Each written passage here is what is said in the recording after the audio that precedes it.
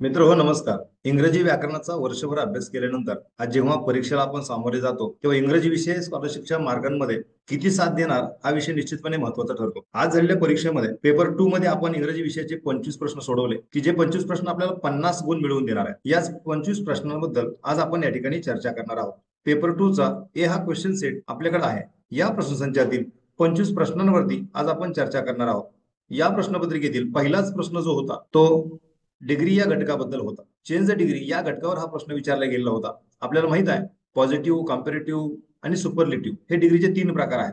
ऍडजेक्टिव्हचे वेगवेगळे फॉर्म्स आपल्याला तिन्ही वेगवेगळ्या डिग्रीमध्ये पाहायला मिळतात. या ठिकाणी काही शब्द दिलेले आहेत की ते शब्द आपल्याला त्या डिग्रीची ओळख करून देतात.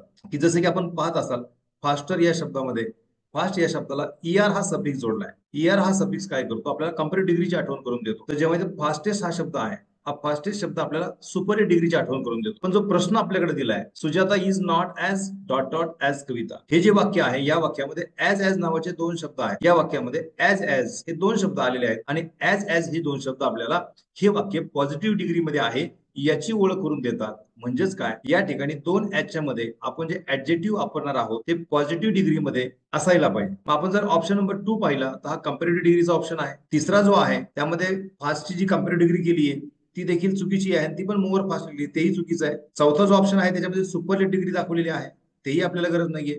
आपल्याला ऍज हे 2 शब्द या ठिकाणी उल्लेखलेले आहेत म्हणजे आपल्याला च्या मध्ये मूळ विशेषण वापरण्याची गरज आहे तेव्हा ते पॉझिटिव्ह डिग्री होणार आहे आणि त्यासाठी असणार आहे ऑप्शन नंबर 1 हे आपला आन्सर असणार. यानंतर क्वेश्चन नंबर 2 आपण पाहूयात. यामध्ये आपण पाहणार आहोत find out 2 correct alternative colours from the grid. यामध्ये आपल्याला 2 रंगाची नावे शोधायची आहे. आपण जर पाहिलं तर या ठिकाणी पहिलं नाव आपल्याला दिसेल इंडिगो हे पहिलं नाव आपल्याला या ठिकाणी पाहायला मिळेल. त्याचप्रमाणे इथून जर आपण पाहायला गेलो तर व्हाईट हे देखील या ठिकाणी आपल्याला पाहायला मिळेल. म्हणजेच काय ऑप्शन नंबर 2 आणि आणि ऑप्शन नंबर 4 असे 2 उत्तरे आपल्याला या ठिकाणी नोंदवावी लागतील. क्वेश्चन नंबर 3 मध्ये पहा डायलॉग आहे एक कन्व्हर्सेशन दिलेलं आहे. टॅक्सी ड्रायव्हर आणि passenger. Taxi driver begins his conversation with good morning. Where do you want to go? Passenger says to the station, to the train station please. म्हणजेच काय railway स्टेशनला पॅसेंजरला जायचंय. टॅक्सी ड्रायव्हर त्यांना घेऊन जातोय परंतु पॅसेंजर घाईमध्ये आहे. ठिकाणी टॅक्सी ड्रायव्हर पॅसेंजरला विचारतो वी कॅन टेक आपण घेऊ शकतो का काय. मग 4 ऑप्शन आहेत road, expressway, safe road, narrow lane. पण जवळून जर आपल्याला जायचं असेल एक्सप्रेस वे जाऊन चालणार नाही किंवा सेफ रोडने जाऊन चालणार नाही. आपल्याला थोडीशी अडचण झाली तरी चालेल पण जो जवळचा मार्ग असेल जो शॉर्टकट असेल त्याने आपल्याला जावं लागेल. म्हणजे त्यासाठी आपल्याला ऑप्शन नंबर आहे हो narrow lane. Question number 4 given below is the note of grandmother to the grandson. Complete the note with correct option. या ठिकाणी एक आजी आपल्या नातवाला एक नोट लिहित आहे. Dear Bitu, you know my medical treatment is going on so please send me some dot dot as these are not available here. म्हणजे medical treatment चालू आहे. आजीची मेडिकल ट्रीटमेंट चालू आहे. आजी म्हणते मला पाठव. काय पाठवणार आहे? मेडिकल ट्रीटमेंटसाठी क्लोथ लागणार का? नाही. फूड्स लागणार का? नाही. शेल्टर लागणार. शेल्टर म्हणजे निवारा. तर मेडिकल ट्रीटमेंट चालू म्हटल्यानंतर आजीला काही औषधांची गरज असणार आहे. म्हणून आजी म्हणते so please send some medicines as they are not available here. इथं उपलब्ध नाहीयेत म्हणून मला औषधं पाठव. So option number 4. Question number 5 यामध्ये पहा find the correct alternative of SMS of underline word. आपण SMS पाठवत असताना पूर्ण शब्द टाईप करायला वेळ जाऊ नये म्हणजे शॉर्ट फॉर्म पाठवत असतो. आपल्याला गुड मॉर्निंग म्हणायचे फक्त आपण GM पाठवतो. G for good, M for morning. Good night पाठवायचे फक्त GN पाठवतो. G for good, N for night. In the same way let's talk tomorrow या शब्दामधील टुमॉरो या शब्दाचा मेसेज मध्ये शॉर्ट फॉर्म आपण काय टाकू शकू. त्यासाठी 4 ऑप्शन आहेत म्हणून यासाठी ऑप्शन असणार आहे option number 2 tomorrow. Now question number 6 complete the following slogan choosing correct alternative. एक स्लोगन आहे आपल्याला ते पूर्ण करायचंय. कशाबद्दल स्लोगन आहे? Respect the national flag and anthem. Strengthen मजबूत बनवतो, विकन अशक्त बनवतो. राष्ट्रध्वजाचा सन्मान केल्यानंतर आपला देश सशक्तच होणार आहे. म्हणजेच काय option number answer is option number 1. Question number 7 आणि 9. क्वेश्चन नंबर 7 आणि 9 साठी एक पॅराग्राफ आहे की जो आपल्याला या ठिकाणी दिसत असेल. आसाम या राज्याशी निगडीत आहे. Question number 7, what is world famous in Assam? म्हणजे जगात प्रसिद्ध असणारी कोणती गोष्ट आसाममध्ये आहे? एकदम क्लिअर कट आन्सर आहे option number 3, Assam tea. Assam tea प्रसिद्ध आहे. Question number 8, Assam is land between the beautiful valley of. Line number 2 मध्ये दिलेला आहे, you will find my land between the beautiful valleys of Brahmaputra and Barak rivers. म्हणजेच यासाठी आपल्याला ऑप्शन नंबर नोंदवावा लागेल, option number 2, Brahmaputra and Barak. Question number 9, find out alternative which is not mention in the passage. तर orchids ते या ठिकाणी आहे, टी इस्टेट तोही या ठिकाणी आहे, सेनिक फॉरेस्ट तोही या ठिकाणी आहे. म्हणजेच काय, हा जो ड्राय लँड आहे तो वर्ड या ठिकाणी नाहीये, म्हणून option number 1 is that. Question number 10 साठी हा पॅसेज आपल्याला वाचावा लागेल आणि याच पॅसेजवरती हे दोन प्रश्न आहेत, question number 10 and 11. A borrowed book is like a dot dot in the house. म्हणजे उसनारलेलं जे पुस्तक आहे ते कशासारखं असतं? तर निश्चितपणे आपल्याला सहज या ठिकाणी जर पॅराग्राफ आपण वाचला तर आपल्याला सापडेल, a borrowed book is like a guest in the house. So answer is guest, option number 4. A borrowed book is like a guest in our house.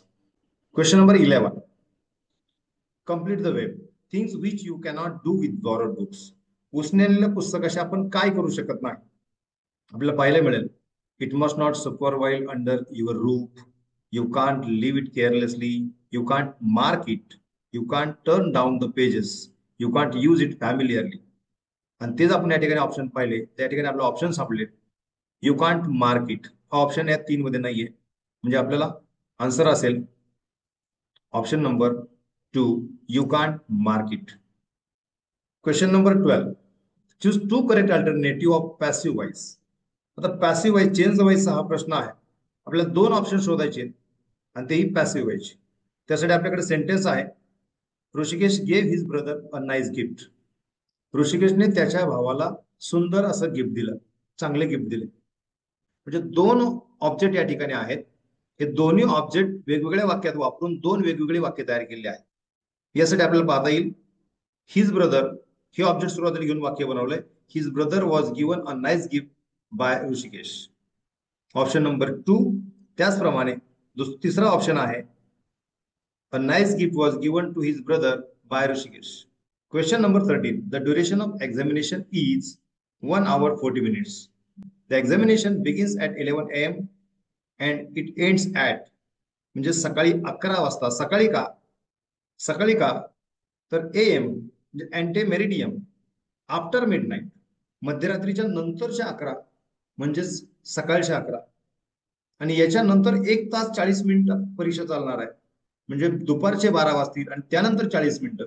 त्यासाठी आपल्याला लिहावं लागेल option number 1, 12:40 PM. Question number 14, complete the following chart by adding the proper suffix शन. 4 शब्द आहेत, 3 आपल्याला दिलेले आहेत आणि चौथा ऑप्शन मधला एक शब्द असा पाहिजे की ज्याला शन हा सफिक्स प्रॉपर आपल्याला जोडता यायला पाहिजे. या तिन्ही ऑप्शन पैकी, 4ही ऑप्शन पैकी आपल्याला चौथा जो ऑप्शन आहे सिलेब्रेट, याला शन हा ऑप्शन प्रॉपर मॅच होतो, म्हणजे ऑप्शन असणार आहे celebration, option number 4. Question number 15, homophones. दरवर्षी एक तरी प्रश्न या होमोफोनवर असतोच. या ठिकाणी 4 होमोफोन दिलेत, पण एक चुकीचा आहे असं त्यांचं म्हणणं आहे, आपल्याला तो शोधायचा आहे. पहिला आहे सन, सन हा करेक्ट आहे. फ्लोअर, फ्लोअर प्रोनाउन्सिएशन करेक्ट आहे. होमोफोन म्हणजे सेम साऊंड. पण तिसरा जो आहे ईट, ईट आणि eight, these are the different pronunciations, so option number 3 is correct.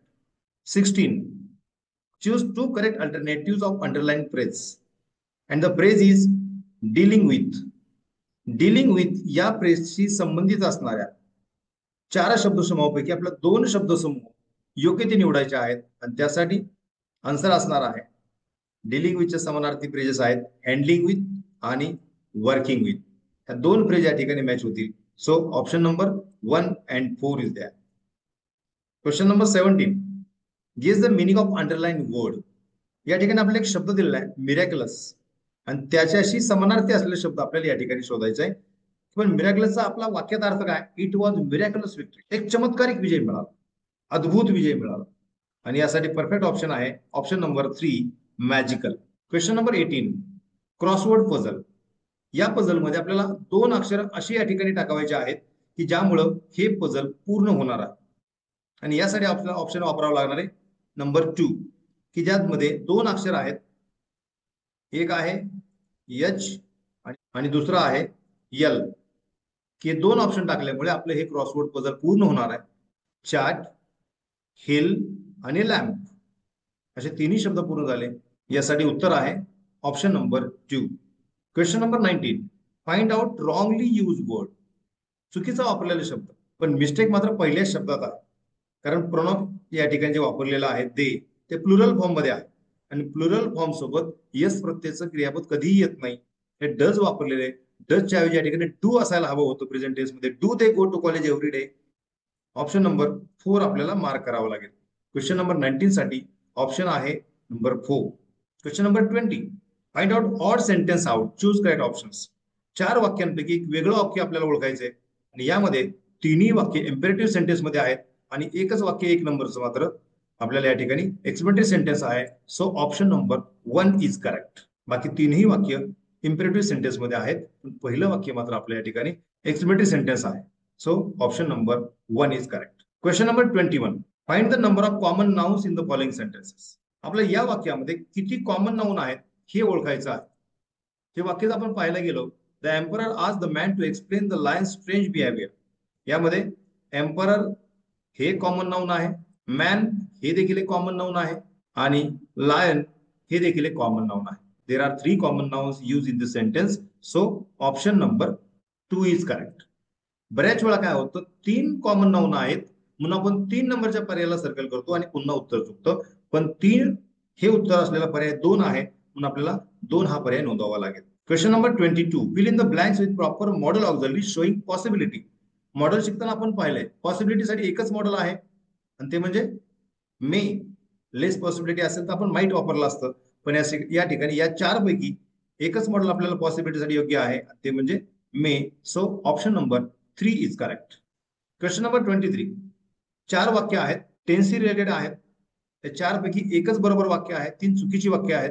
प्रत्येक वाक्यात काय चुकी ते शोधावं लागेल म्हणजे बरोबर वाक्य आपल्याला सापडेल.